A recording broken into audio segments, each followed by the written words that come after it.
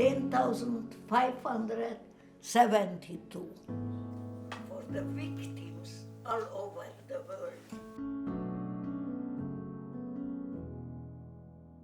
I promised myself when I was in very deep in this terrible situation, then when I came out, I will tell the world what can happen.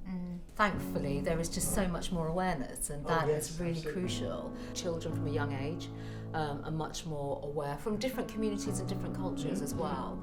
I would that present to you Bless this you. book. Thank you, Lily. Thank you so much. It is my story, and I'm the thousands of millions who could not tell their story.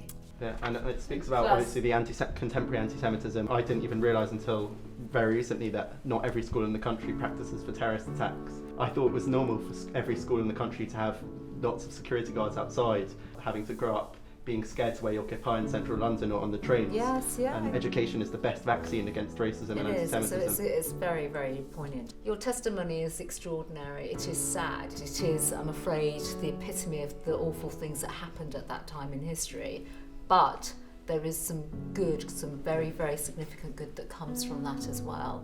And your ability to open people's minds and educate, I think, is really very, very important. I know what it meant because I came in a normal family, normal country, and suddenly, and it doesn't begin with killing, never. It begins only with words, and then it gets worse and worse.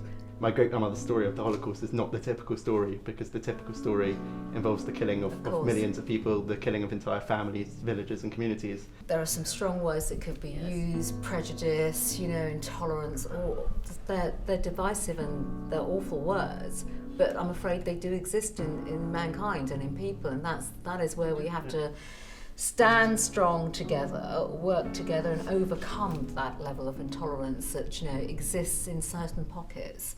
We can only do it together. The most important, tolerance, that nobody is better or worse than somebody else. Then the world would be a much nicer place.